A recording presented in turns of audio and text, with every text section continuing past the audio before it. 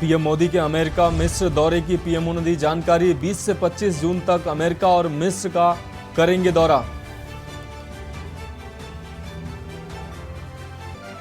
G20 कृषि मंत्रियों की बैठक में वर्चुअली शामिल हुए पीएम मोदी। कहा, जलवायु परिवर्तन मौसम को कर रहा है प्रभावित।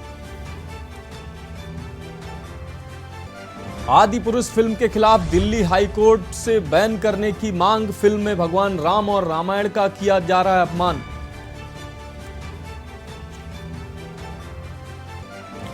रक्षा मंत्री राजनाथ सिंह 3 दिवसीय लखनऊ दौरे पर। मुस्लिम धर्मगुरुओं से बातचीत के बाद मनकामेश्वर मंदिर में पूजा अर्चना की। केंद्र ने बदला नेहरू मेमोरियल का नाम। पीएम मेमोरियल रखा गया नया नाम। नाम बदलने पर कांग्रेस ने सरकार पर बोला हमला। सीएम योगी ने सोनभद्र के डाइट परिसर उर्मेरा में जनसभा को किया संबोधित। कानून व्यवस्था का पालन नहीं होने पर हो रही सख्त कार्रवाई। आप देख रहे हैं के न्यूज, खबरों का सारथी। नमस्कार, देश की बात में आपका स्वागत है। मैं हूं आपके साथ मनोज मानस। रुक करेंगे खबरों का। खबर दिल्ली से है। इस साल होने वाले विधानसभा चुनाव के लिए तमाम राजनीतिक दलों ने जोर लगाना शुरू कर दिया है। राष्ट्रीय पार्टी का तमगा मिलने के बाद अरविंद केजरीवाल की आम आदमी पार्टी ने मध्य प्रदेश, राजस्थान में चुनाव लड़ने का फैसला किया है। अब मीडिया से बातचीत करते हुए सौरभ भारद्वाज ने पार्टी की ओर से कांग्रेस को ऑफर दिया है। उन्होंने दिल्ली और पंजाब को लेकर शर्त रखते हुए कहा कि अगर कांग्रेस उनकी एक बात मान ले तो वो राजस्थान और मध्य प्रदेश में चुनाव नहीं लड़ेंगे। इस साल होने वाले राजस्थान और मध्य प्रदेश में विधानसभा में कांग्रेस, बीजेपी के साथ आम आदमी पार्टी भी हाथ आजमाने के लिए उतरने वाली है। पंजाब में जीत के बाद से पार्टी का जोश भी हाई लेवल पर है। इस बीच प्रेस कॉन्फ्रेंस के दौरान पूछे गए एक सवाल पर दिल्ली के मंत्री सौरभ भारद्वाज ने कांग्रेस को ऑफर दिया। उन्होंने कहा कि कांग्रेस अगर दिल्ली और पंजाब में चुनाव नहीं लड़ती है तो आप यानी कि आम आदमी पार्टी भी राजस्थान और मध्य प्रदेश में चुनाव नहीं लड़ेगी।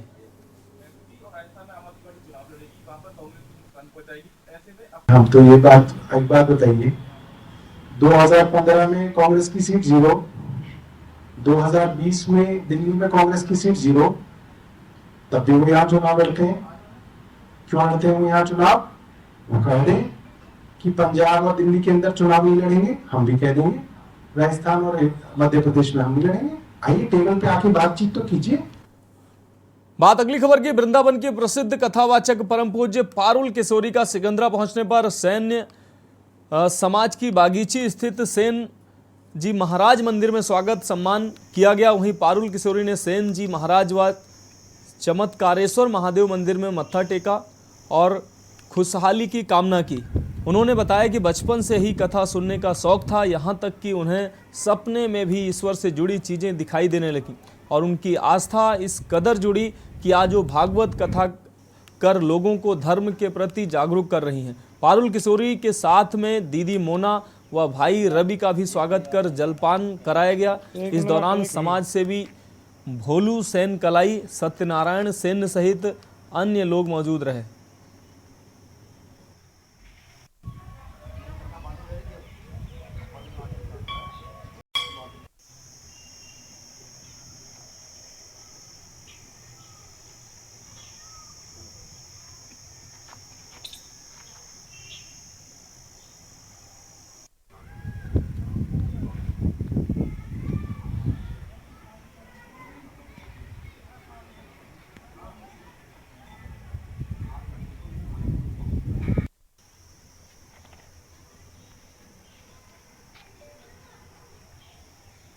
भैया एक ये अपने बहना का कैमरा की फोटो 1 मिनट।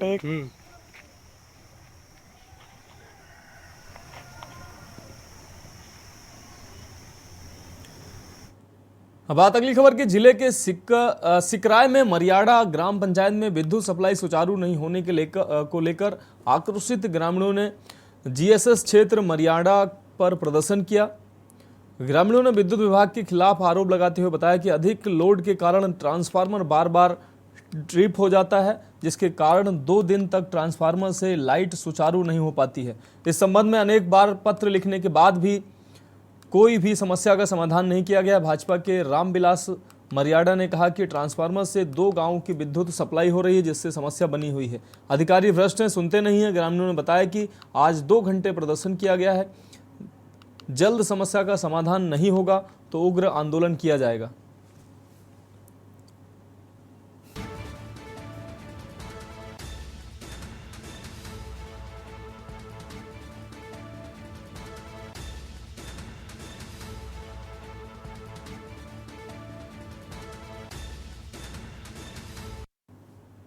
बिजली आग हो रही 2 दिन हो गए। अधिकारियों को बताया आपने? अधिकारियों की ना फोन करते हैं, उठाते नहीं है। ऑफिस गए आप? ऑफिस गया तो धमकी मारते हैं क्या कहते हैं आपसे? कि तुम्हारे बाप के नौकर नहीं लग रहे हम।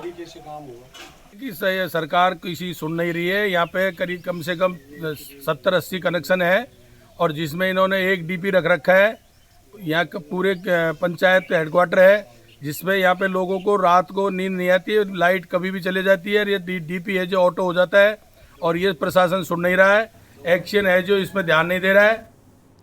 देश की बात में अगली खबर पंजाब से है। भाजपा राष्ट्रीय कार्यकारिणी के सदस्य अरुण चतुर्वेदी ने 9 साल बेमिसाल मोदी सरकार के विषय को लेकर पलवल विश्राम गृह में प्रेस वार्ता को संबोधित करते हुए कहा कि केंद्र सरकार के 9 साल पूरे होने पर महा जनसंपर्क अभियान के तहत 30 मई से 30 जून तक पार्टी के कार्यकर्ता आम आदमी के साथ जनसंपर्क कर सरकार की योजनाओं के बारे में जागरूक करेंगे और फीडबैक भी लेंगे। उन्होंने कहा कि प्रधानमंत्री नरेंद्र मोदी के कुशल नेतृत्व में देश प्रगति के पथ पर अग्रसर है। भाजपा सरकार अपनी किसान हितैषी सरकार है। भाजपा सरकार में भ्रष्टाचार पर अंकुश लगा है। पीएम किसान सम्मान निधि योजना के अंतर्गत किसानों के खाते में डीबीटी के माध्यम से आर्थिक सहायता प्रदान की जा रही है। उन्होंने कहा कि पार्टी कार्यकर्ता सरकार की योजनाओं को घर घर तक पहुंचाने का कार्य कर रहे हैं। उन्होंने कहा कि भाजपा पार्टी चुनाव के लिए तैयार है। हरियाणा में किस दल के साथ गठबंधन करना है, यह पार्टी का शीर्ष नेतृत्व तय करेगा।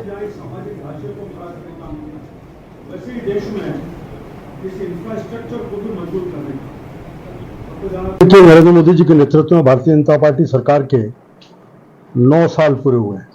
पार्टी ने तय किया कि 9 साल में सरकार के कामों को लेकर के एक महासंपर्क अभियान के नाते से 30 मई से 30 जून तक पार्टी के कार्यकर्ता हम नीचे तक प्रत्येक व्यक्ति से मिलेंगे, अलग अलग समूहों से मिलेंगे, उनके साथ इन 9 साल के कामों को पहुंचाएंगे, संवाद करने का काम करेंगे।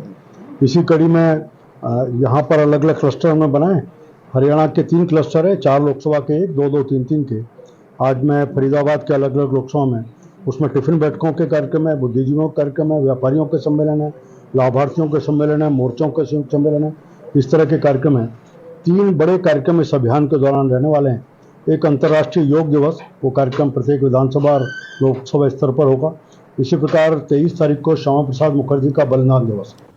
रुक करेंगे अगली खबर का। बजरंग दल पर पुलिस के लाठीचार्ज पर सियासत तेज हो गई है। कांग्रेस की बजरंग सेना ने बजरंग दल का समर्थन किया है और बजरंग दल पर लाठीचार्ज को बजरंग सेना ने गलत बताया है। बजरंग सेना के जिलाध्यक्ष अमरीश राय ने कहा कि बड़े दुर्भाग्य की बात है कि मध्य प्रदेश में हिंदुवादी सरकार का दावा किया जाता है, लेकिन वहीं इंदौर में बजरंग दल के कार्यकर्ताओं पर लाठीचार्ज किया जाता है और उन्हें बंद कर दिया जाता है। तो फिर हिंदुवादी सरकार का मतलब ही क्या है? बजरंग सेना पुरजोर विरोध करती है। बजरंग दल नशा मुक्ति को लेकर आंदोलन कर रहा था। बजरंग दल द्वारा ठीक कृत्य, आपको बता दें, ठीक कृत्य किया गया है। हिंदू खतरे में नहीं है, बल्कि हिंदूवादी सरकारें खतरे में हैं। तो इस मामले पर इंदौर पुलिस की कार्रवाई से मध्य प्रदेश बीजेपी भी नाराज है। मध्य प्रदेश बीजेपी के अध्यक्ष बीडी शर्मा ने कहा कि इंदौर में बजरंग दल के कार्यकर्ताओं के साथ जो भी घटना हुई है उसकी पूरी जानकारी जुटाई जा रही है। अगर बर्बरतापूर्वक लाठीचार्ज हुआ है तो दोषी अधिकारियों कर्मचारियों पर सख्त कार्रवाई की मांग की जाएगी। बजरंग दल के कार्यकर्ताओं के ऊपर जो भी घटना हुई है, लाठीचार्ज हुआ है, मेरी बातचीत वहाँ हुई है, इसके बारे में हम पूरी जानकारी लेने का भी प्रयास कर रहे हैं। हमारे बजरंग दल के कार्यकर्ताओं पर जो आंदोलन करने का प्रयास कि किन्हीं कारणों से किन्हीं डिमांड को लेकर के कर रहे थे। अगर उनके ऊपर बर्बरता पूर्व लाठीचार्ज हुआ है तो ऐसे जो भी दोषी अधिकारी होंगे वो इसमें कोई नहीं बचेगा। दुर्भाग्यपूर्ण बात है कि मध्य प्रदेश में हिंदूवादी सरकार का दावा किया जाता है और बजरंग दल के ऊपर हमला होता है और बजरंग दल के लोगों को मारपीट की जाती है, 12 लोग जिसमें घायल होते हैं और 20 लोगों को जेल भेज दिया जाता है। अगर यही सब करना है तो फिर मतलब ही का निकला हिंदूवादी सरकार का। और हम बजरंग सेना परिवार की ओर से इसका पुरजोर विरोध करते हैं, क्योंकि माननीय नरेंद्र मोदी जी प्रधानमंत्री जी बोलते हैं कि इस देश को नशा मुक्त करना है, नशे को दूर करना है, और नशे के लिए ही वो लोग आंदोलन कर रहे थे। आज हमारे देश के अंदर पूरा युवा नशे की वजह से बर्बाद हो रहा है। हमारा अगर युवा बर्बाद होगा नशे में तो हमारा देश का भविष्य खराब होगा। बात अगली खबर की। जावरा को जिला बनाए जाने एवं आम जन की समस्याओं को पूरा करने को लेकर रतलाम की पंचायत के पूर्व उपाध्यक्ष वीरेंद्र सिंह सोलंकी के नेतृत्व में जावरा विधानसभा के प्रत्येक गांव में गौरव पदयात्रा निकाली जा रही है, जिसमें मांग पत्र पर हस्ताक्षर करवाए जा रहे हैं। यह यात्रा कई गांव का सफर तय कर माताजी वडायला पहुंचेगी, जिसमें बड़ी संख्या में ग्रामीणों ने शामिल होकर यात्रा का समर्थन किया। वहीं जगह जगह सोलंकी का स्वागत किया गया। जावरा को जिला बनाने के लिए वर्षों से मांग की जा रही है। कई राजनीतिक व सामाजिक संगठनों ने ज्ञापन व अन्य माध्यम से मांग की है, मगर आज तक जिला नहीं बन सका है। इसी मुद्दे को लेकर सोलंकी अपने सैकड़ों समर्थकों के साथ विधानसभा क्षेत्र का पैदल दौरा कर हस्ताक्षर अभियान चला रहे हैं।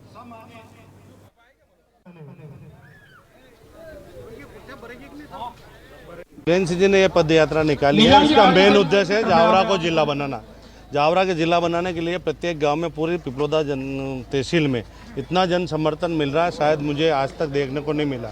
सारी जनता इस मुद्दा को लेके इनके साथ है और कंधे से कंधा मिला के सहयोग कर रहे हैं। प्रभाव से जावरा को जिला घोषित किया जाए, ये सरकार से मांग करना, स्थानीय समस्याओं के निराकरण का प्रयास करना, घोड़ा रोज और जंगली जानवरों से जो परेशानी हो रही है उनका स्थायी समाधान का प्रयास करना, पंचायती राज व्यवस्था जो लचर व्यवस्था हो चुकी है, शिवराज सरकार ने उसको समाप्त कर दिया है, पंचायती राज के अधिकार समाप्त कर दिए हैं, उन अधिकारों को वापस लौटाने की मांग करना, सहारा इंडिया के जो पीड़ित हैं उनके तत्काल भुगतान की मांग करना, इन सब मुद्दों को लेकर हम लोग पूरे विधानसभा के गांव-गांव में पैदल जा रहे हैं। अब तक कितने गांव का आप दौरा? हम लगभग 65 गांव अभी तक हमने घूमे हैं, 17 दिन आज लगभग हुए हैं। देश की बात में बढ़ेंगे अगली खबर की ओर। एमपी को अजब गजब यूं ही नहीं कहा जाता है। यहाँ सरकारी नुमाइंदों के अजब गजब कारनामे आए दिन देखने को मिल जाते हैं। राजधानी भोपाल में एक सरकारी कर्मचारी जिसकी तनख्वाह लगभग 40,000 से के आसपास है, वो अति गरीब की श्रेणी में आता है। भोपाल के मिसरौंद रेलवे स्टेशन पर पॉइंट्स मैन पर पदस्थ मोहम्मद कलीम सरकार द्वारा अति गरीबों के लिए चलाई गई राशन वितरण की योजना का लाभ पिछले लंबे समय से अपने अति गरीब वाले राशन कार्ड से ले रहा है और सरकार को चूना लगा रहा है। केंद्र सरकार इस माह इसको बड़ी तनख्वाह देती है, पर उसका पेट नहीं भरता है और गरीबों का हक मार रहा है। जब एक जिम्मेदार नागरिक ने आरटीआई के तहत जानकारी मांगी तो आनन फानन में राशन कार्ड से अपना नाम कटवा दिया, पर आज भी सरकारी नौकरी पर काबिज मोहम्मद कलीम की पत्नी और बच्चे अति गरीब की श्रेणी में आकर सरकारी योजना को चूना लगा रहे हैं। ये बात राशन की दुकान चलाने वाले समी ने भी स्वीकार की है। उनके परिवार के लोग इन राशन कार्ड पर सरकारी अनाज आज भी ले रहे हैं।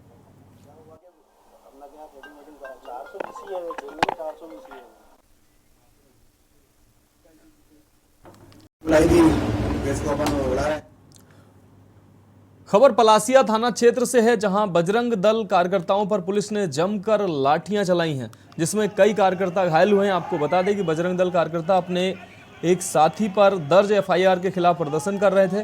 कार्यकर्ताओं के चक्का जाम करने से ट्रैफिक व्यवस्था धड़ाम हो गई, जिसकी सूचना पर पहुंचे पुलिस अधिकारियों ने समझा बुझाकर मामला शांत कराने की कोशिश की, लेकिन कार्यकर्ता मांग को लेकर जिद पर अड़े रहे, जिसके बाद पुलिस ने लाठीचार्ज कर उन्हें खदेड़ दिया।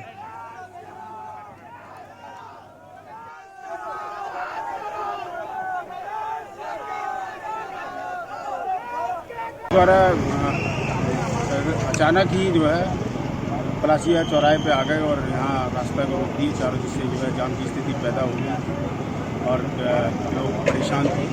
पुलिस के द्वारा इनको बार बार समझाइश दी गई और समझाने के बावजूद भी वो नहीं मान रहे थे, इसलिए हल्का बल प्रयोग कर उनको हटाया। सर कुछ लोगों की गिरफ्तारी भी और कुछ पुलिसकर्मी घायल भी हुए सर। हाँ, उक्त जो घटनाक्रम हुआ उसमें पुलिस के जवान भी कुछ घायल हुए हैं, उनको चोटें आई हैं, उनका भी मुआयना किया जाएगा। साथ ही जो है जो विधिवत कार्रवाई है पूरी कार्रवाई की जाएगी। रुक करेंगे अगली खबर का। कोंडागांव के सामुदायिक भवन में कांग्रेस पार्टी द्वारा ब्लॉक स्तरीय गायता गुनिया पुजारी सम्मान सम्मेलन का आयोजन किया गया। इस सम्मेलन में विधायक मोहन मरकाम, जिला पंचायत अध्यक्ष देवचंद मातलाम एवं कार्यकर्ताओं द्वारा सम्मेलन में आए गायता गुनिया पुजारी का पुष्पमाला पहनाकर स्वागत किया गया। प्रदेश अध्यक्ष ने बताया कि भूपेश बघेल की सरकार ने 7,000 रुपये का मानदेय देने की घोषणा की है।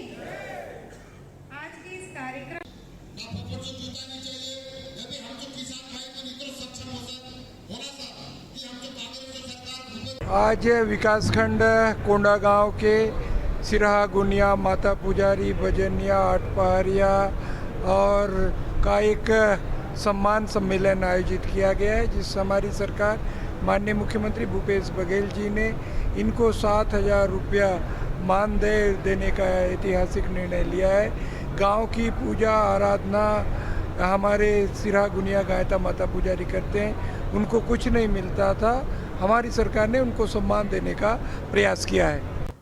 बात अगली खबर की। जनता कांग्रेस के राजनांदगांव के जिला अध्यक्ष शमसुल आलम ने नगर निगम आयुक्त को ज्ञापन सौंपकर नगर निगम क्षेत्र में अवैध प्लॉटिंग पर रोक लगाने की मांग की है। साथ ही सफाई व्यवस्था, सड़कों की मरम्मत, पीएम आवास संबंधी समस्याओं का निराकरण करने की मांग रखी है। जिलाध्यक्ष आलम ने कहा कि नगर निगम क्षेत्र में पहले से अवैध प्लॉटिंग की जा रही है, नाम मात्र दिखाने की कार्रवाई सिर्फ हो रही है। आपको बता दें, बंद दोषियों पर एफआईआर दर्ज की और अवैध प्लॉटिंग में संरक्षण मिल रहा है। अधिकारी कर्मचारियों पर कठोर से कठोर कार्रवाई की जाए। उन्होंने कहा कि आगामी बरसात के मौसम को देखते हुए नालियों की सफाई तथा सड़क की मरम्मत करने, आवारा मवेशियों का लगातार जमावड़ा से वाहन चालकों को दिक्कतों का सामना करना पड़ रहा है। पीएम आवास योजना के तहत बन रहे आवासों में कर्मचारियों द्वारा गड़बड़ी किए जाने पर तत्काल जांच की मांग रखी गई है।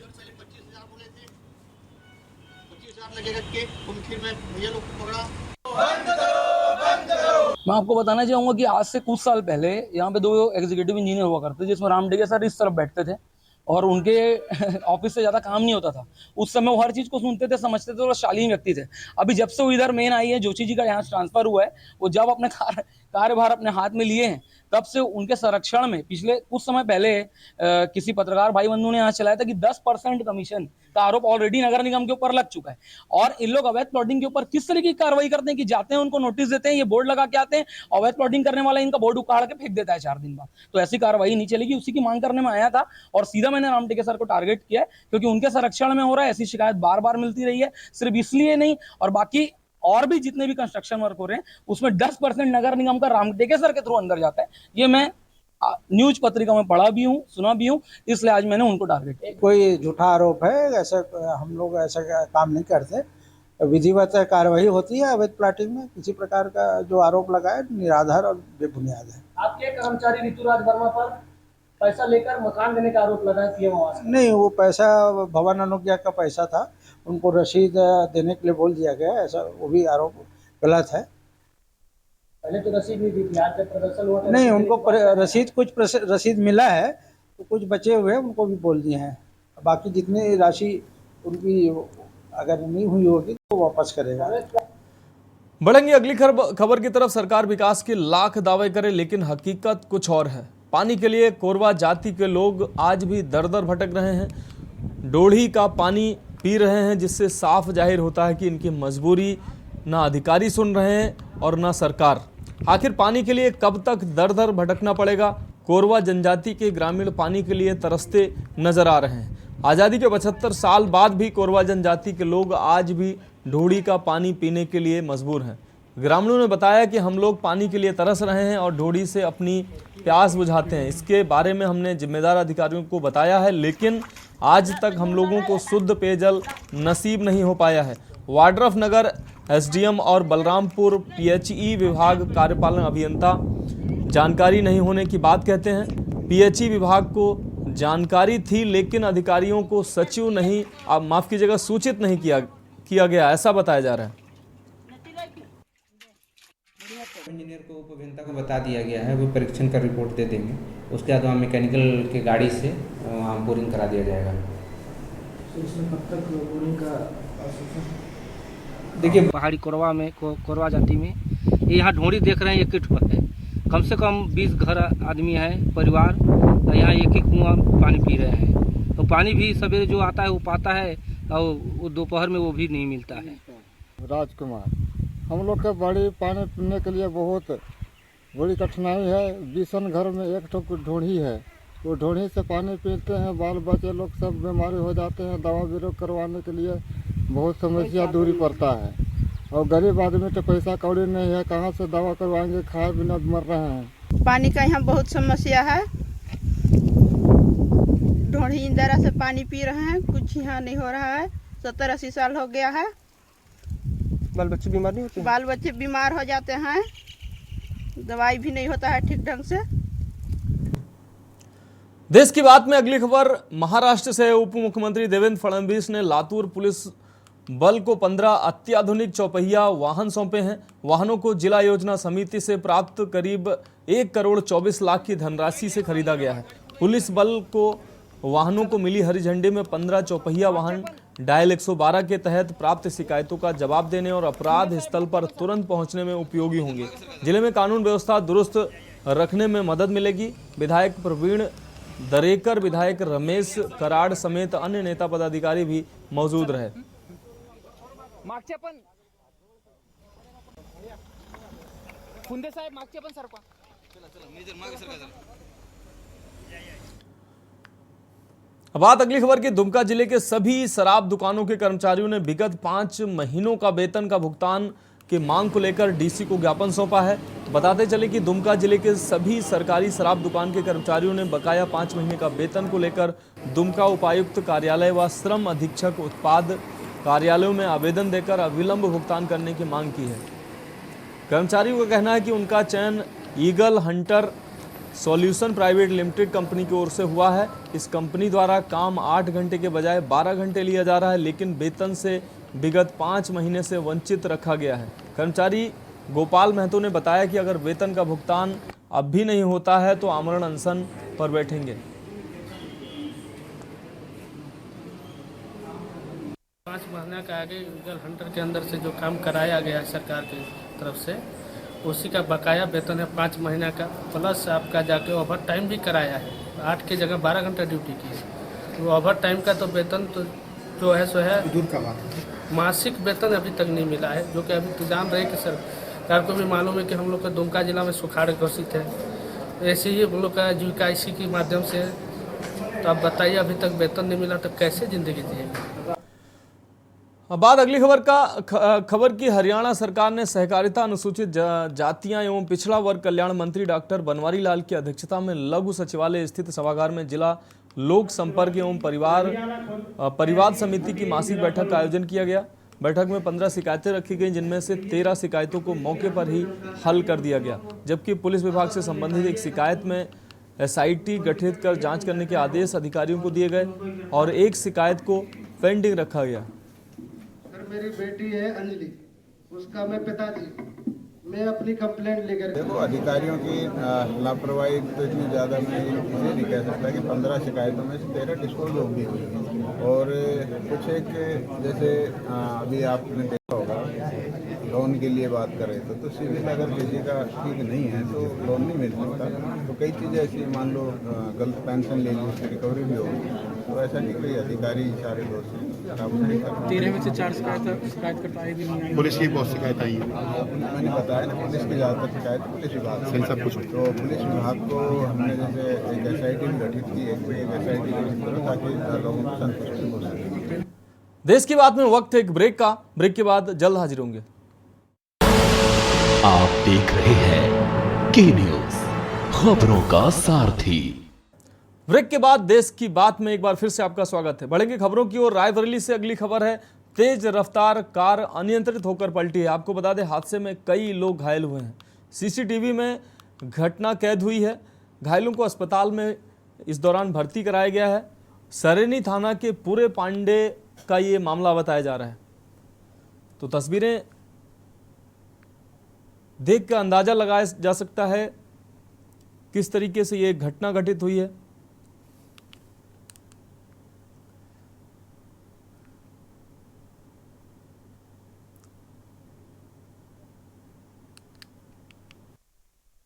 अनियंत्रित होकर पलटी हादसे में कई लोग घायल हुए हैं। सीसीटीवी में घटना कैद हुई है। आपको बता दें घायलों को अस्पताल में भर्ती कराया गया है। सरेनी थाना के पूरे पांडे का यह मामला बताया जा रहा है। तेज रफ्तार अनियंत्रित कार ये पलटी है। इसमें कई लोगों के घायल होने की खबर बताई जा रही है।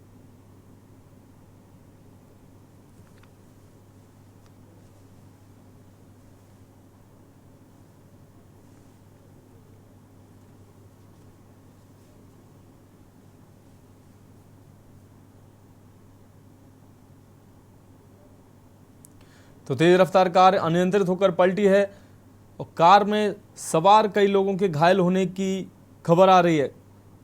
नज़दीकी लोगों की मदद से इन लोगों को गाड़ी से बाहर निकाला गया है और नज़दीकी अस्पताल में पहुंचाया गया है।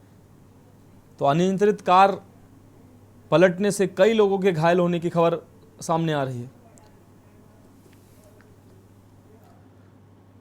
देश की बात में अगली खबर बांदा से है। पति ने पत्नी को चाकू से गोदकर हत्या कर दी है। घर वापस आने को लेकर यह विवाद हुआ था। पुलिस ने शव को पोस्टमार्टम के लिए भेजा है। आपको बता दें शहर कोतवाली के कहला गांव की यह घटना बताई जा रही है, जहां पति ने अपनी पत्नी को चाकू से गोदकर उसकी हत्या कर दी है। घर वापस आने को लेकर आपस में पति और पत्नी का विवाद हुआ था। इस दौरान पुलिस मौके पर पहुंची है। पुलिस ने शव को पोस्टमार्टम के लिए भेजा है। तो शहर कोतवाली के कहला गांव की यह घटना बताई जा रही है। घर वापस आने को लेकर पति और पत्नी में आपस में विवाद हुआ था, जिसके बाद पति ने पत्नी को चाकू से गोदकर उसकी हत्या कर दी है।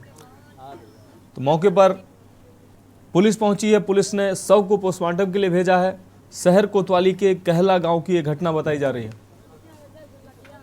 नाम की महिला हैं जिनकी शादी वर्ष 2016 में हुई थी गाजीपुर थाना गिरवान जनपद बांदा में। ये 3-4 दिन पहले मायके आई थी। इनका पति भी आया था, फिर वो वापस चला गया था। आज वो आया था, लगभग 1-1.5 बजे के बीच की घटना है। किसी बात को लेकर विवाद हुआ, जिसमें प्राथमिक जानकारी है कि वो मायके से अपने ससुराल ले जाने के लिए आया था और उसके बाद विवाद के बाद उसने फिर चाकू पहले से लेके आया था अपने घर से, चाकू से उसकी हत्या कर दी। गाँव वालों की मदद से उसको पकड़ लिया गया है। हिरासत में लेकर पूछताछ की जा रही है। पंचायतनामा पोस्टमार्टम की कार्रवाई कराई जा रही है। मौके पर फील्ड यूनिट है, सभी अधिकारीगण मौजूद हैं। बात अगली खबर की। अयोध्या से अगली खबर। डीएम आवास के पास ट्रांसफार्मर में आग की घटना सामने आई है। आग की चपेट में आकर 4 लोग झुलसे हैं। आपको बता दें एक व्यक्ति गंभीर हालत में, उसको अस्पताल में भर्ती कराया गया। आसपास की दुकानों में भी ये आग लग गई। सूचना पर पहुंची फायर ब्रिगेड की टीम ने आग पर काबू पाया है।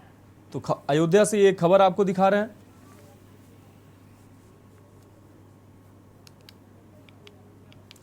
तो डीएम आवास के बाहर ट्रांसफार्मर में आग लगी है। आग की चपेट में आकर 4 लोग झुलसे हैं। एक गंभीर हुआ है। इस दौरान आसपास की दुकानों में भी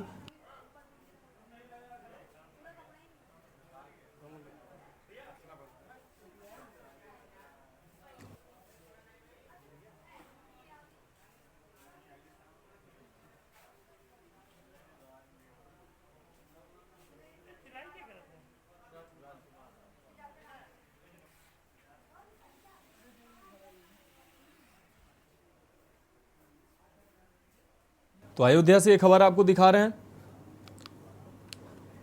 आग की चपेट में आने से 4 लोगों के घायल होने की खबर बताई जा रही है और जिसमें एक व्यक्ति गंभीर रूप से घायल बताया जा रहा है। और आग ने आसपास की दुकानों को भी अपनी चपेट में लिया, जिसके बाद आनन फानन में फायर ब्रिगेड को सूचना दी गई है। तो कड़ी मशक्कत के बाद फायर ब्रिगेड ने आग पर काबू पाया है। तो आसपास की दुकानों में भी आग लग गई। तो डीएम आवास के पास की ये घटना बताई जा रही है। और ट्रांसफार्मर में आग लगने के बाद ये घटना सामने आई। अब बात अगली खबर की। शाहजहांपुर से अगली खबर। तेज रफ्तार कार बाइक की भिड़ंत हुई है। हादसे में भाई बहन और भांजी की मौत की खबर आ रही है। 6 लोग घायल बताए जा रहे हैं। कार अनियंत्रित होकर पलट गई। थाना जलालाबाद के याकूबपुर चौराहे का यह मामला बताया जा रहा है। तो शाहजहांपुर से अहम खबर, तेज रफ्तार कार बाइक से भिड़ी है। हादसे में भाई बहन और भांजी की मौत हुई है। कुल 6 लोग घायल भी बताए जा रहे हैं। तो अनियंत्रित कार खाई में पलट गई, जिसके बाद 3 लोगों की मौत हुई है, जबकि 6 लोग घायल बताए जा रहे हैं। थाना जलालाबाद के याकूबपुर चौराहे का यह मामला बताया जा रहा है। तेज रफ्तार कार की भिड़ंत बाइक से हुई है, जिसमें भाई बहन और भांजी की मौत हुई है, जबकि 6 लोग घायल बताए जा रहे हैं। इस घटना में अनियंत्रित कार खाई में पलट गई, जिससे 3 लोगों की मौत की खबर आ रही है, जबकि 6 लोग घायल हुए हैं।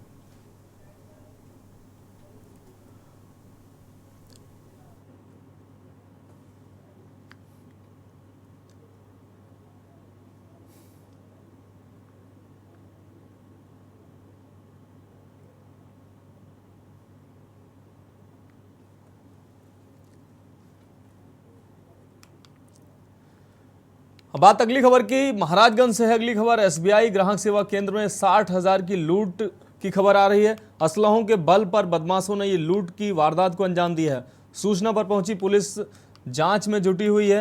आपको बता दें, निचलौल थाने के घोड़ा हवा चौराहे का ये मामला बताया जा रहा है।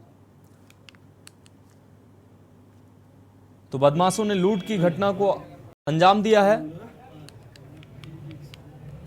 एसबीआई ग्राहक सेवा केंद्र में 60,000 की लूट की घटना को बदमाशों ने अंजाम दिया है। असलहों के बल पर बदमाशों ने इस लूट को अंजाम दिया है। सूचना पर पहुंची पुलिस जांच में जुटी हुई। आपको बता दें, निचलौल थाने के घोड़ा हवा चौराहे का ये मामला बताया जा रहा है।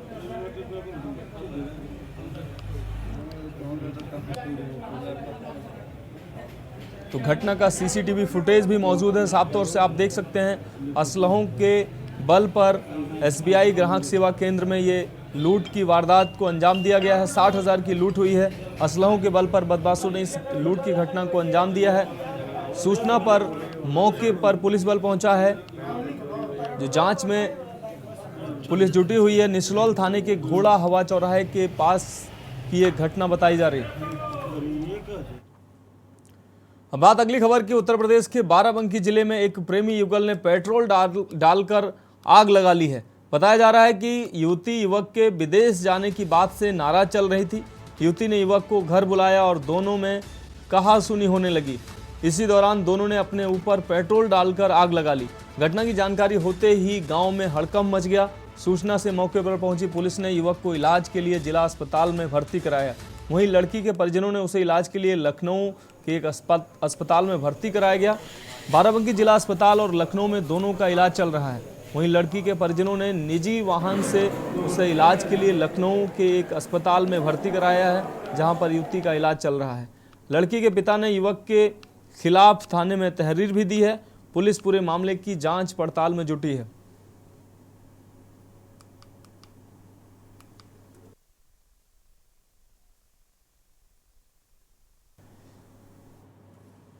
बढ़ेंगे अगली खबर की तरफ। एक तरफ जहां योगी सरकार सरकारी बसों में लगातार बेहतर सुविधा देने के दावे करती है, लेकिन जमीन पर इसकी हकीकत वास्तविकता से कोसों दूर है। आए दिन सरकारी बस को धक्के के जरिए चालू करने का वीडियो सोशल मीडिया पर वायरल होता है। मौजूदा सरकार पर तंज कसते हुए पूर्व मुख्यमंत्री अखिलेश यादव ने एक ट्वीट के माध्यम से बस्ती डिपो की एक बस का वीडियो शेयर करते हुए कमेंट में लिखा है, लगता है भ्रष्टाचार नमक चोर इस सरकारी बस का डबल इंजन चुरा ले गए हैं। आपको बता दें कि पूरा मामला जिला बाराबंकी के भिटरिया ढाबे का है, जहां लखनऊ जाते वक्त चालक ने खाना खाने के लिए ढाबे पर बस को रोका, लेकिन जब जाते समय बस चालू की तो वो चालू नहीं हुई। तो वहां मौजूद लोगों ने धक्के से बस को चालू कराया, जिसका वीडियो सोशल मीडिया पर वायरल हो गया। वायरल वीडियो को पूर्व मुख्यमंत्री अखिलेश यादव ने अपने ट्विटर अकाउंट से ट्वीट करते हुए बीजेपी की योगी सरकार पर तंज कसा है। ये आज हमारी गाड़ी यूपी 78 92 65 जब बिडरिया ढाबे पर पहुंची तो वहां उन्होंने खाना वाना खाया स्टाफ ने। जब उसको स्टार्ट करने लगे, बिल्कुल ठीक गाड़ी थी, जब उसको स्टार्ट करने लगे तो इंजन और सेल्फ का राउंड जो है वो मैच नहीं हो पाया। मिसमैच होने की वजह से वो गाड़ी स्टार्ट नहीं हो पाई। तो वहाँ जो कर्मचारी लोग थे, जो सिक्योरिटी गार्ड वगैरह थे जिन्होंने वर्दी पहन रखी है, वो लोग धक्का लगा रहे हैं उसमें। तो ये एकाएक हो जाता है कि स्टार्ट नहीं हो पाती है। और अब वो गाड़ी जो है आगे पहुंच चुकी है, उसका गंतव्य लखनऊ तक था, वो लखनऊ पहुंच चुकी है। तो वीडियो जब बन जाता है तो वायरल हो गया होगा, लेकिन इस प्रकरण में हमारे स्तर से कोई भी ऐसी कमी नहीं थी, लेकिन और इसकी जांच कर ली जाएगी कि ऐसा क्यों हुआ। देश की बात में अगली खबर सिद्धार्थनगर से है। कलेक्टर सभागार में सोरठगढ़ विधानसभा के विधायक विनय वर्मा व डीएम व अन्य अधिकारियों से तीखी बहस का एक वीडियो सोशल मीडिया पर जमकर वायरल हो रहा है, जिसमें विधायक आक्रोशित होकर अपने प्रश्नों का जवाब मांगते नजर आ रहे हैं। वह कहते हैं कि मेरे सवालों का जवाब लिखित में दीजिए। कोई अधिकारी जवाब तब तक नहीं देता है। सैकड़ों लोगों के बीच विधायक जिलाधिकारी को कहते हैं कि आपसे भी पूछा है, आपने भी नहीं दिया है इसका जवाब। इस दौरान उत्तेजित होकर वह अमर्यादित भाषा का प्रयोग भी करते हैं, जिससे सारे अधिकारी मीटिंग का बहिष्कार करके उठ खड़े होते हैं। उन्हें फिर बैठाया जाता है। इस मामले में डीएम संजीव रंजन ने बताया कि विधायक अपनी विधानसभा के कुछ प्रश्नों का जवाब लिखित में चाहते थे, जिसे आज दे दिया गया है।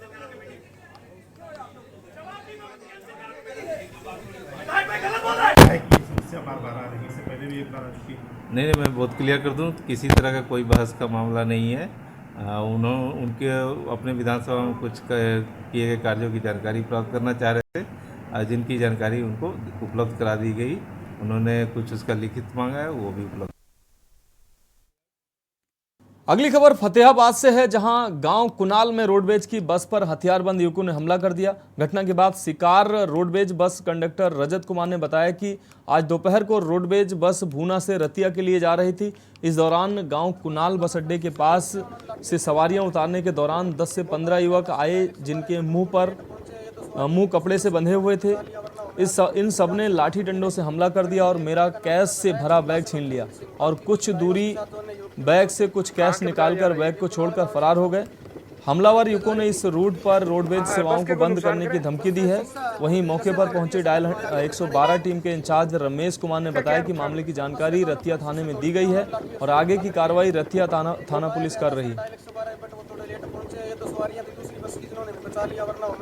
हम भूना की तरफ से आ रहे थे। जैसे हमने कुनाल अड्डे पे सवारियां उतारी तो 10 से 15 युवक आए, जिन्होंने अपने मुंह कपड़े से बांध रखे थे और आते ही हमारे ऊपर लाठी डंडों से हमला कर दिया और मेरा बैग का जो कैश का छीन ले गए और आगे से वो बैग को छोड़ के चले गए। इसमें से कुछ रुपए निकाल ले गए और हमें धमकी दे गई कल आए दोबारा तो यहाँ पे जान से मार देंगे। पहले कोई मामला नहीं है, यहाँ पे 100 सवारी आप किसी से पूछ सकते हो कि हमारा किसी के साथ कोई वैर विरोध नहीं है। सभी को आराम से उतारते हैं, आराम से चढ़ाते हैं। फिर भी पता नहीं वो क्या रंजिश के कारण हमने पूछा था कोई बात है तो बताओ। सरपंच भी मौके पे था बट उन्होंने किसी की नहीं सुनी और सीधा ही बोले यहाँ से बंद कर दो अपनी सेवाएं, वरना हम देख लेंगे आपको। हमारे ऊपर ये देख सकते हो आप, मेरी लाठी डंडों से हमला हुआ है ये सर। अब बात अगली खबर की। कानपुर में बीएड प्रवेश परीक्षा में दूसरे की जगह प्रश्न पत्र हल कर रहे सॉल्वर युवक को पुलिस ने केंद्र अध्यक्ष की शिकायत पर धर दबोचा है। बता दें कि बायोमेट्रिक की जांच में सॉल्वर का सच सामने आया है। सूचना पर नवाबगंज पुलिस ने सॉल्वर को गिरफ्तार कर लिया है। साथ ही जिन छात्र की जगह सॉल्वर पेपर दे रहा था, उसकी तलाश में पुलिस टीमें दबिश दे रही हैं। पूछताछ में अभियुक्त ने अपना असली नाम मुजीबुर रहमान अंसारी बताया है, जो कि निवासी प्रताप नगर डेरापुर कानपुर देहात का मूल निवासी है। 15/6/2023 को थाना क्षेत्र नवाबगंज में BSSD कॉलेज में बीएड की प्रवेश परीक्षा हो रही थी। वहाँ पे एक घटना संज्ञान में आया है, जिसमें एक व्यक्ति द्वारा फर्जी दस्तावेज के माध्यम से किसी अन्य व्यक्ति की जगह पे सॉल्वर के रूप में परीक्षा दे रहा था। इस पूरे प्रकरण में जो केंद्र अध्यक्ष थी, उनसे अब तहरीर ली गई और सुसंगत धाराओं में मुकदमा पंजीकृत किया गया। देश की बात में अगली खबर झांसी से है। झांसी कस्बे के बाबई रोड पर नहर विभाग की जमीन पर बनी वर्षों संचालित पुरानी पक्की दुकानें ढहा दी गई हैं। बाबा का बुलडोजर चलने से कई दुकानदार बेरोजगार हो गए हैं। करीब 20 दुकानदारों को अपने रोजगार से हाथ धोना पड़ा है। वर्षों से इन दुकानों को क्षेत्र का प्रभावशाली व्यक्ति किराए पर दिए हुए था। सरकारी जमीन होने के बावजूद प्राइवेट लोगों से किराया वसूल रहा था। जब उसे दुकानदारों ने किराया देना बंद कर दिया तो उसने शिकायत करके जाहिर किया कि यह ज़मीन सरकारी है, जिसके बाद सरकारी नाप हुई और ज़मीन सरकारी निकली। मामले को गंभीरता से लेते हुए एसडीएम क्षितिज द्विवेदी ने पहले चेतावनी दी और बाद में बुलडोजर चलाकर सरकारी ज़मीन खाली करा ली, जिससे करीब 20 दुकानदारों द्वारा आनन फानन में अपनी दुकानों से सामान हटाया जाने लगा। कस्बे में एकदम अफरा तफरी का माहौल मच गया। सैकड़ों लोगों की भीड़ इकट्ठा जमा हो गई। देखते ही देखते बुलडोजर द्वारा सभी दुकानों को जमी दोज कर दिया गया।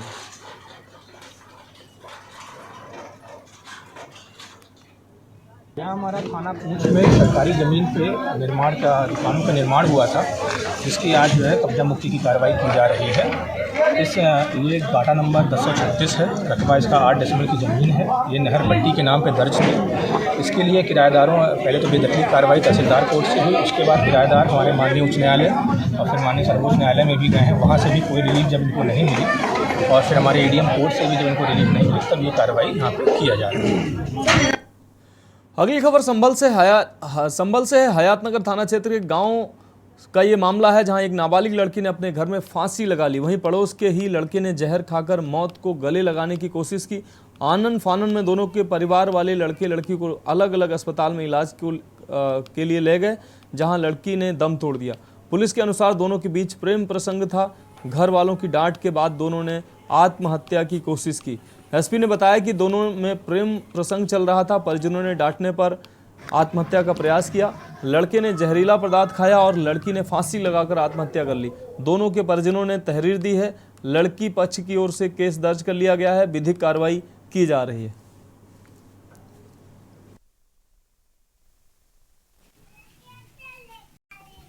मैं कोई 5:30 बजे का टाइम था।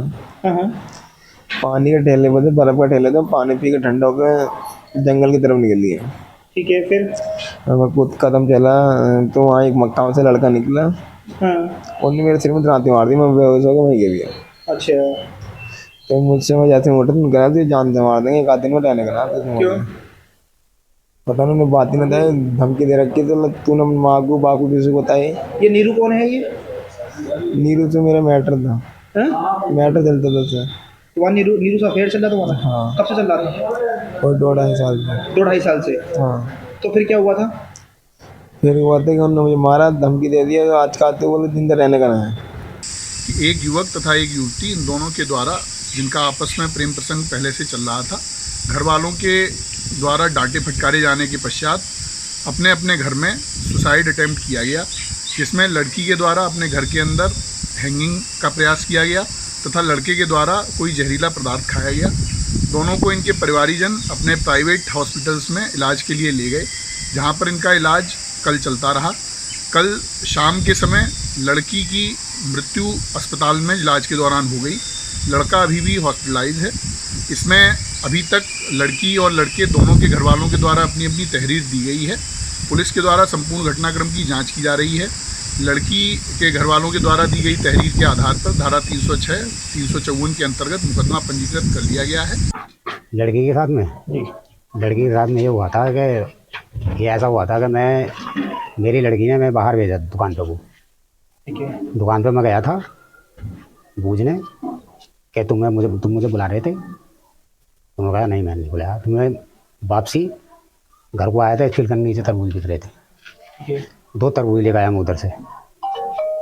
2 तरबूज लेकर आया तो मतलब हमें नहीं पता था कि क्या बात है क्या नहीं है।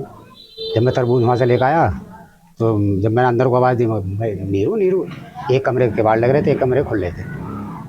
वो मैं ऐसे लग रहे हूँ के बाद जब मैंने झटका दिया, मैं नीरू। तो जब मैंने देखा तो नीरू हमारी लटकी पड़ी है घर में फंदे पर। हाँ। अच्छा, क्या वजह थी, क्यों उसने सुसाइड किया? ये तो उसे ही पता होगा, मतलब क्या बताई थी, कोई बयान तो उन्होंने करे नहीं। हाँ। अब ये पता चला, ये बाद में जब इन्होंने कदम उठाया, ये कल पता चला था हमें। अच्छा। कि तेरे उस लड़की की वजह से ये खुद खुला था कि मैंने जहर इस लड़की की वजह से खाया है। बात अगली खबर की। खाटू श्याम गरीब कल्याण सेवा चैरिटेबल ट्रस्ट ने वृद्धा आश्रम में रह रहे बुजुर्ग माता पिता को आश्रम में योग कराकर नाश्ते और भोजन की व्यवस्था की है। ट्रस्ट के सदस्यों ने बताया कि 2 माह पहले अलीगढ़ में एक बुजुर्ग को अच्छी हालत में नहीं देखकर ट्रस्ट की स्थापना की थी और सिर्फ 2 माह में 6 कार्यक्रम आयोजित कर बेसहारा बुजुर्ग माता पिता की सेवा की जा चुकी है। उन्होंने कहा कि बेसहारा बुजुर्ग माता पिता मेहनत की कमाई से बच्चों का पालन पोषण करते हैं, वहीं बच्चे वृद्धाश्रम में रहने को मजबूर करते हैं। सदस्यों ने बताया कि खाटू श्याम गरीब कल्याण चैरिटेबल ट्रस्ट की शुरुआत अलीगढ़ से हुई थी, शाखा संभल में थी। अलीगढ़ और संभल के सदस्यों ने ट्रस्ट के बैनर तले बहजोई रोड स्थित ग्राम बबेना के वृद्धाश्रम में एक दिन वृद्धों की सेवा में लगाया है। सुबह के वक्त बुजुर्गों को योग कराकर उन्हें स्वस्थ रहने के टिप्स दिए जाते हैं। साथ ही बुजुर्गों को नाश्ता कराने के बाद भोजन की व्यवस्था कराई गई है। इस दौरान खाटू श्याम गरीब कल्याण सेवा चैरिटेबल ट्रस्ट के कार्यकर्ता मौजूद रहे। उद्देश्य है जो इस आवासीय आश्रम में जो बुजुर्ग लोग रहते हैं, जो अपने परिवारों से दूर रहते हैं, बस उनकी सेवा ही मेन हमारा उद्देश्य है। अभी तक हम अलीगढ़ जिले के 5 आश्रमों में हम सेवा अपनी दे चुके हैं और ये हमारा संभल जिले में पहला और छठा सेवा है हमारी प्रोग्राम में। हमारा ये व्यवस्था क्या है इनकी, सुबह से लेकर शाम तक के खाने की व्यवस्था की तैयारी कराई गई है और जो है सुबह का नाश्ता भी है, दोपहर का खाना भी है, फिर शाम को नाश्ता है और फिर शाम को खाना भी है। ये श्री खाटू श्याम गरीब सेवा कल्याण चैरिटेबल ट्रस्ट है। ये देश की बात में बढ़ेंगे अगली खबर की ओर। देश में कांवड़ यात्रा एवं ईद का पर्व शुरू होने वाला है, जिसके चलते पुलिस और प्रशासन अलर्ट मोड पर है। वहीं शामली जनपद में जिलाधिकारी रविंद्र कुमार और एसपी अभिषेक ने जिला कलेक्ट्रेट में धर्म गुरुओं के साथ एक बैठक की है। सभी धर्म गुरुओं से कांवड़ यात्रा और ईद के पर्व को शांतिपूर्ण तरीके से संपन्न कराने की अपील की गई है। साथ ही सभी विभागों के अधिकारियों को निर्देशित किया गया है कि साफ सफाई व अन्य व्यवस्थाएं सुनिश्चित करें। जिलाधिकारी रविंद्र कुमार सिंह ने बताया कि कांवड़ यात्रा एवं ईद पर्व को लेकर सभी धर्मगुरुओं के साथ बैठक की गई है। सभी से शांति और सौहार्द के साथ त्यौहार को संपन्न कराने की अपील की है। वहीं सभी विभागों को अलर्ट मोड पर रखा गया है ताकि कांवड़ यात्रा और ईद के पर्व पर किसी भी प्रकार का कोई व्यवधान उत्पन्न न हो सके।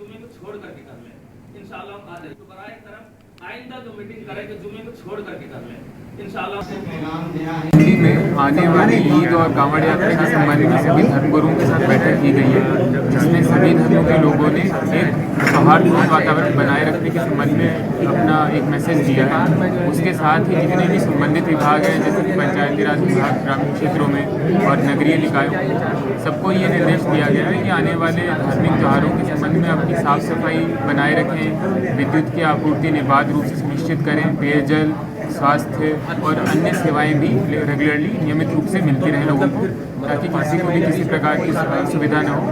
और सबकी ये कोशिश रहेगी संयुक्त रूप से कि जिस प्रकार से पिछले कई वर्षों में एक पॉजिटिव स्पिरिट के साथ में सभी त्योहारों को मनाया गया है, उसी प्रकार से हम आगे भी बिल्कुल करते हैं। खबर देवबंद से है, जहां विश्वविख्यात इस्लामिक शिक्षण संस्थान दारुल उलूम द्वारा अपने छात्रों को बाहरी कोचिंग सेंटर में इंग्लिश आदि की कोचिंग लेने पर पाबंदी लगाई गई है। पाबंदी के मामले पर national commission of protection child rights ने डीएम सहारनपुर से इस मामले में नोटिस भेजकर कार्रवाई करने का आदेश जारी किया है। वहीं अल्पसंख्यक आयोग ने भी दारुल उलूम के शिक्षा विभाग को नोटिस जारी किया है, जिस पर स्पष्टीकरण देते हुए दारुल उलूम देवबंद के मुहतमिम मौलाना मुफ्ती अबुल कासिम नेमानी ने कहा कि दारुल उलूम देवबंद अंग्रेजी या किसी अन्य भाषा का मुखालिफ नहीं है, बल्कि संस्था के हॉस्टल में रहने वाले छात्रों पर बाहर से कोचिंग लेने और अन्य कारोबार करने वाले छात्रों की गतिविधियों पर पाबंदी लगाई है, ताकि वह अपना पूरा समय उस पाठ्यक्रम को दे सकें जिसके लिए उन्होंने यहाँ दाखिला लिया है।